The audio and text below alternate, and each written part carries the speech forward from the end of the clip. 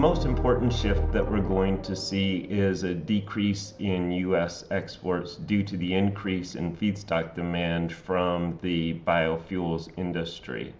And this is likely to allow Argentina to export more soybean oil because they are the world's largest soybean oil exporter. Although Argentinian crush margins are going to be a bit under pressure, and so the availability of soybean oil might be a little bit less than we've seen historically. Another area where we are seeing shifts in trade routes is due to the war in Ukraine. Ukraine isn't able to export as much soybean oil out of the country because the rail gauge is different in Ukraine than it is Poland. And so what we're seeing is a shift to more sunflower seed exports because it's easier to unload sunflower seed than it is sunflower oil.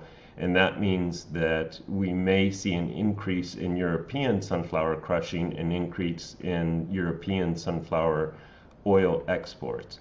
Now, from the other side, from the demand side, it's also likely to cause a shift in the large importing countries. For example, the last time that Ukraine had a drought before the war and sunflower oil exports declined, China went and bought a bunch of soybean oil for Brazil, and so that may provide additional opportunities.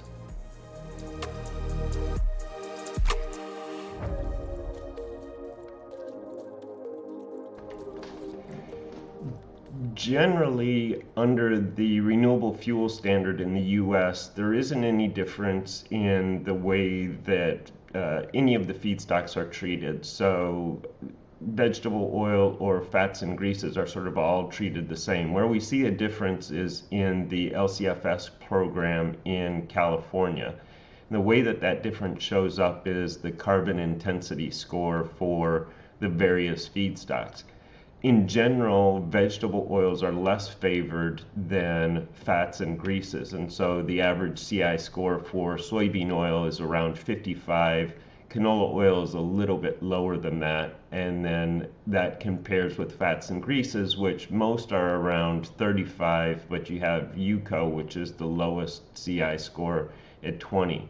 That's important because the lower CI score, the higher the value of the LCFS credit. Now, more broadly on the RFS, canola oil hasn't always had a pathway to produce RIN credits for renewable diesel production, but the EPA is moving towards approving a pathway and has published the outline of that pathway for public comment. We expect that to be completed by the end of the year.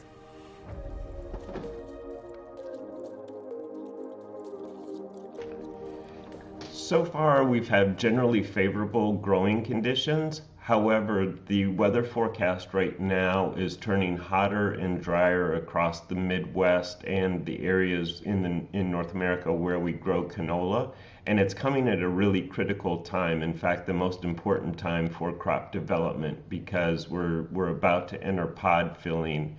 And if you don't get rain during pod filling, then your yields are significantly lower. Now, if we produce a lot less soybeans and canola, we're likely to have less soybean oil and canola oil at a time when demand is continuing to rise due to the increase in biofuel demand. If the weather plays out as it's forecast and that hot and dry trend extends into the end of August or even into early September, I think it's fair to say that we probably will have prices rise back up to the historical highs that we saw earlier this year, and depending on how long the hot weather continues, prices may even rise above that level.